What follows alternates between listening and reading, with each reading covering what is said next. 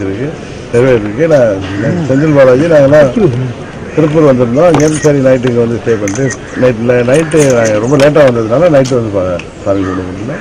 அதனால் இப்போ வந்து குருவை வந்து தரிசனம் பண்ணுறோம். வேண்டுதலுக்காக வந்தீங்களா? வேண்டுதல்லாம் ஒன்று ரொம்ப நாள் வரணுங்கிற ஒரு விருப்பம்.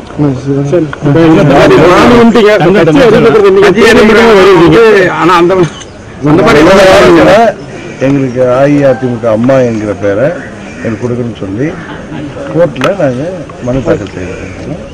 அந்த மனுவின் அடிப்படையில் என்ன நீதிமன்றம் சொல்லுதோ அது தொடர்ந்து அடுத்த கட்ட முயற்சிகளை செய்யும். அஇஅதிமுக அம்மாங்கிறது என்ன? அது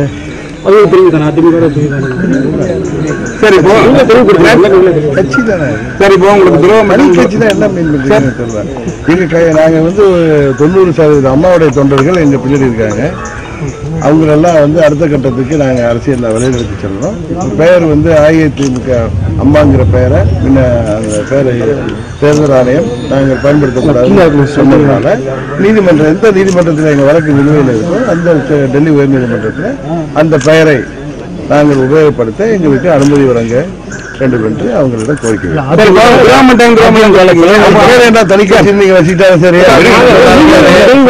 குறிக்கோள் இரட்டையடை சின்னத்தையும் கட்சியை மீட்டெடுப்பது. அது நீதிமன்றத்தில் நிலுவையில் இருக்கு. மக்கள் மன்றத்தில் சந்தித்து உள்ளாட்சி தேர்தலாக இருந்தாலும் சரி, விரைவில் வர இருக்கின்ற சட்டமன்ற பொதுத் தேர்தலாக இருந்தாலும் சரி, அதற்கு பிறகு வர இருக்கின்ற பாராளுமன்ற பொதுத் தேர்தலாக இருந்தாலும் சரி, எங்களுக்கு ஒரு கட்சியின் பெயரும் சின்னமும் தேவை. அதற்காக அந்த பெயரை ஏன்னா ஏற்கனவே உங்களுக்கு நல்லா தெரியும். நவம்பர் 23 தீர்ப்பப்ப எங்களுக்கு அதுக்கு முன்னாடி தேர்தல் ஆணையம் எங்களை வந்து அஇஅதிமுக அம்மானிங்கிற பெயரை பயன்படுத்த சொல்லியிருந்தாங்க.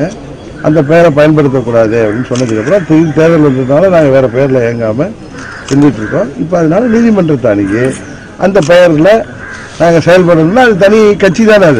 அது நீங்கள் தனி கட்சியா அணியாங்க தனி அணின்னா என்ன இருக்குது? அரசியலில் ஒரு அணிங்கிறது